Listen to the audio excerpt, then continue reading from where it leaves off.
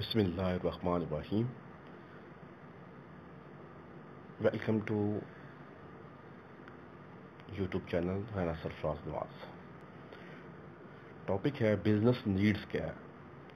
Business needs जो है वो क्या है, बेसिकली ये गैप्स होते हैं between the current state of A business and it's goals. यानी जो आपने गोल सेट किए हुए हैं बिजनेस के और जो बिजनेस की करंट स्टेट है उनके दरमियान जो गैप है उसे हम कहेंगे बिजनेस नीड्स है।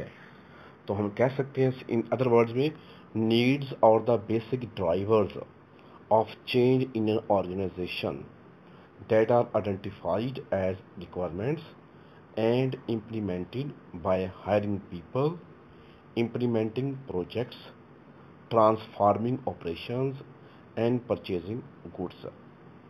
यानी इन सिंपल वर्ड में हम ये कह सकते हैं कि कोई भी ऑर्गेनाइजेशन है उसमें अगर आप चेंज लाना चाहते हैं तो नीड्स जो हैं वो आपके बेसिक ड्राइवर्स हैं चेंज लाने के लिए। तो हम ये भी कह सकते हैं कि ये आइडेंटिफाइड करते हैं एज रिक्वायरमेंट्स के तौर पे और इसको हम इम्प्लीमेंट करते हैं जब हम पीपल को हायर करने से, प्रोजेक्ट को इम्प्लीमेंट करने से, ऑपरेशंस को ट्रांसफॉर्म करने से और गुड्स को परचेज करने से। The following are common types of business needs.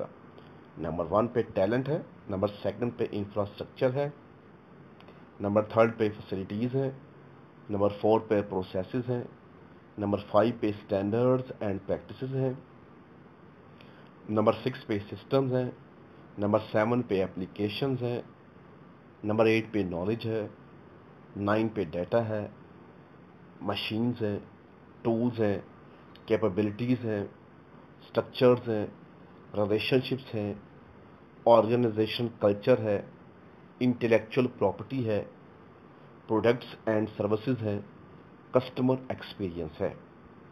तो सबसे पहले हम जो मेन जो है वो हम करते हैं व्हाट इज़ टैलेंट। टैलेंट क्या है जी, इसके बारे में हम जो है वो आपको बताते हैं। देखिए जी, सबसे पहले आपने ये करना है कि जो आपका बिजनेस है उसमें आपने अपने जो आपके ऑब्जेक्टिव्स हैं उसको अचीव करने के लिए आपने उन लोगों को हायर करने हैं जिनमें ये एबिलिटी है कि वो आपके ऑब्जेक्टिव जो हैं फर्म के उनको वो अचीव कर सकते हैं। उन लोगों को आपने हायर करना है। This is the talent. मिसाल के तौर पे a design director who can develop products that sell well. आपने डिज़ाइन डायरेक्टर रखना है तो जो कि प्रोडक्ट को डेवलप भी कर सके और सेल भी कर सके वेल। नंबर 2 पे है इंफ्रास्ट्रक्चर। क्या होता है? यानी फाउंडेशनल सर्विसेज होती हैं जिस तरह नेटवर्क्स है एंड कंप्यूटिंग है। फैसिलिटीज़ आ जाती हैं जिस तरह ऑफिस हैं, फैक्ट्रीज़ हैं, वेयर हाउसेज हैं, डाटा सेंटर्स हैं, रिटेल लोकेशंस हैं एंड प्रोडक्ट शोरूम्स हैं। प्रोसेसेस हैं, बिजनेस प्रोसेसेस हैं जिस तरह ऑर्डर फुलफिलमेंट है। स्टैंडर्ड्स एंड प्रैक्टिसेस हैं, a consistent way of doing things as defined by principles, policies, procedures and standards. कोई भी काम जब आप कंसिस्टेंट वे से परफॉर्म करना चाहते हैं तो उसके लिए प्रिंसिपल्स आपने डिफाइन किए होंगे, आपको पॉलिसीज डिफाइन करनी पड़ेंगी, प्रोसीजर्स डिफाइन करने पड़ेंगे और स्टैंडर्ड्स जो हैं वो आपको परफॉर्म करने पड़ेंगे। सिस्टम जो है ये software that automate work, applications ये software that people use as a tool to improve productivity. आप सॉफ्टवेयर यूज करेंगे जिससे प्रोडक्टिविटी जो आपकी इम्प्रूव हो सके। नॉलेज क्या होता है? नॉलेज बेसिकली हम कहते हैं कि जो प्रोसेस करना इंफॉर्मेशन को उसे हम कहते हैं knowledge. Know how and other types of knowledge such as situational awareness. ठीक है जी, यानी आपने नॉलेज की टाइप्स को भी स्टडी करना है, उसके बारे में जानना है। साथ जो सिचुएशनल अवेयरनेस है उसके बारे में आपको पता होना चाहिए कि जो अगर जो है सिचुएशन में कोई अगर आपने डिसीजन लेना तो आप किस तरह लोगे, तो ये आप में कैपेबिलिटी होनी चाहिए। डेटा आपको पता है, collection of facts and figure is called data. Processing on data is called information. Processing on information is called knowledge, and processing on knowledge is called wisdom. इसके बाद information that is design to be use by machine. For example, billing database है that is used to generate customer invoices each month. तो basically हमने एक database design किया हुआ है जिसका मकसद क्या है, कस्टमर इनवॉइस को जनरेट करना. हर मंथ वो कस्टमर इनवॉइस को जनरेट करता है. मशीन्स आप जो है रखें, फिजिकल मशीन्स जो परफॉर्म वर्क करेंगी. टूल्स आप रखें, फिजिकल टूल्स होंगे जो people use to perform work such as mobile device और हैमर, या फिजिकल टूल्स भी यूज कर सकते हो. इसके बाद जी कैपेबिलिटीज़ क्या होती हैं. आपने कैपेबिलिटीज जो बिजनेस की जो कैपेबिलिटीज़ हैं, जिस तरह आपने टैलेंट को रिक्रूट करना है और इश्यूज करने हैं पे चेक्स को.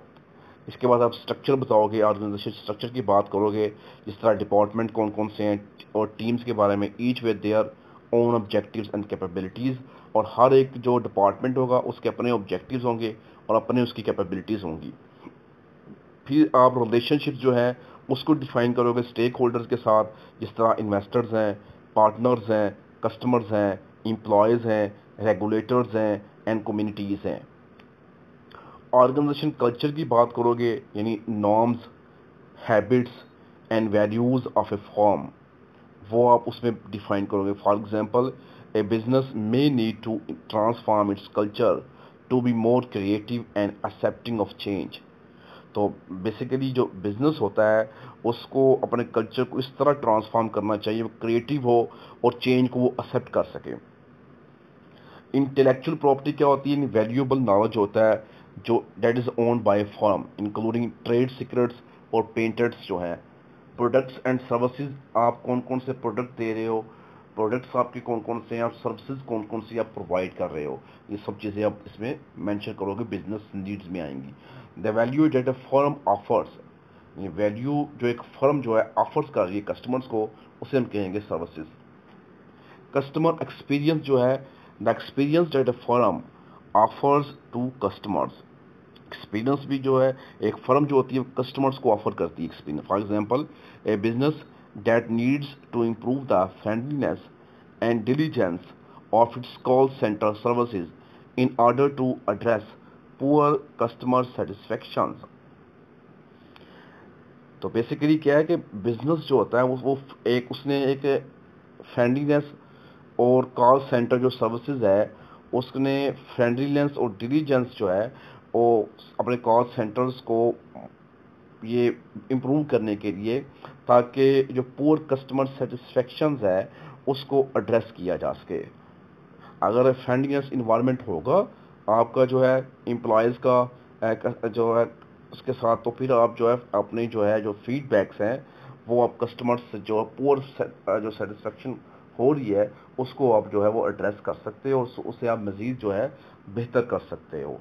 तो कस्टमर एक्सपीरियंस जो है बेसिकली वो जो है बड़ा काउंट करता है. अगर कस्टमर एक्सपीरियंस किसी का होगा तो वो नेक्स्ट टाइम जो है बेहतर तरीके से परफॉर्म कर सकता है.